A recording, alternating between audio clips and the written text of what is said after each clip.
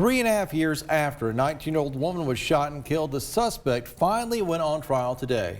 Tamarion Johnson was only 17 when he was accused of shooting the victim, but he's being charged as an adult. News 12's Scott Coral was in the court for the first day. He joins us now live in the studio with the details. Scott. Everything started with jury selection with the now 20-year-old Tamarion Johnson, and after the 12-person jury was seating, the fireworks began. Shawnquelle Stanfield was shot to death in the 3100 block of North Chamberlain Avenue back in September of 2018. A look at the area now shows an almost desolate road full of trees and foliage. Stanfield's body was found closer to the corner of Chamberlain and Wilder. A witness in the case says she recognized her body by only her shoe that was sitting near the intersection. The prosecution alleges Johnson shot her and then fled the scene.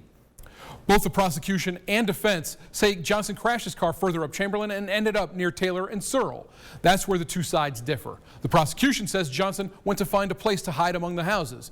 The defense says he was begging and pleading for anyone to call the police because there were people shooting at him. He was later arrested. Johnson is facing 2 charges, first-degree felony murder as well as especially aggravated robbery. The prosecution says Johnson killed Stanfield during the course of a drug deal.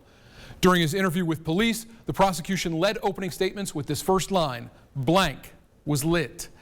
Johnson later said in the same interview he, quote, "busted her." While sitting in jail at Silverdale in 2018, Johnson wrote 2 letters to his now ex-girlfriend who lived at the house near where Stanfield was shot. The first letter included, quote, "I'm sorry for killing Stanfield." He used her nickname. "All she had to do was give everything up, but she didn't." The second one, sent in October of 2018, contradicted that first letter. It reads, quote, "I didn't really kill Stanfield. I was just around." Johnson is still behind bars as day 1 of the trial wraps up. Day 2 begins tomorrow morning, and the district attorney's office believes the trial should finish by the end of the week. In the studio, Scott Coral, News 12 Now.